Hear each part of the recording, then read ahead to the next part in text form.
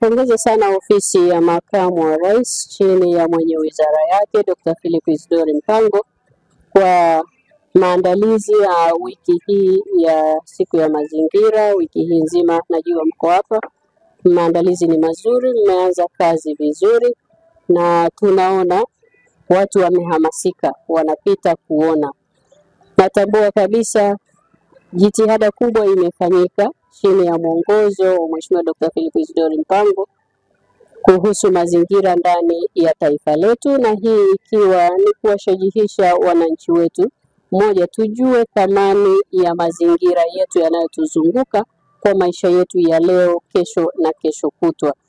Wanasema sisi tulikuta mazingira mazuri, basi na sisi tuyatunze ili tuwarithishe watoto wetu. Mazingira ni kitu muhimu sana. Hakuna asiyetambua jinsi ambavyo sasa dunia inaathirika na mabadiliko ya tabia nchi. Hayakuja hivi hivi, yalikuja tuliposhindwa kuyatunza na kuyalinda mazingira yetu.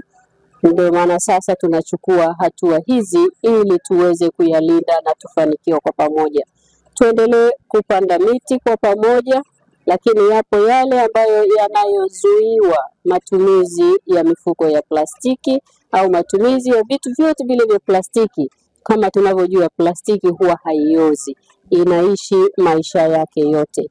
Kwetu sisi wavuvi, bidhaa hizi za plastiki zina athari kubwa sana kwenye mazalia ya samaki, lakini kwa samaki wetu wenyewe ambao samaki akimeza mfuko wa plastiki au bidhaa yote ya plastiki haiwezi kuchakatwa, haiwezi kumeng'enywa, na mwisho wake ni kuua wale samaki wote ambao wapo pamoja na bidhaa zote zilizoko kule baharini.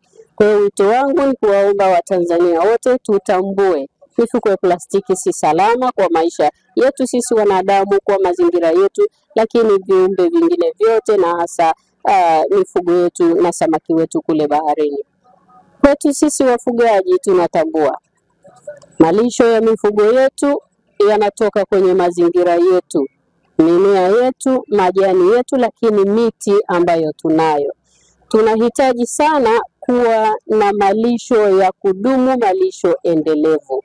Lazima tuchukue hatua sasa. Ndio maana Wizara ya Mifugo na Uvuvi tumekuja na uhamasishaji wa kila mfugaji kuwa na eneo lake kwa ajili ya kuanzisha malisho, ili sasa tuishi kwa urafiki kati ya misitu yetu pamoja na sisi wafugaji.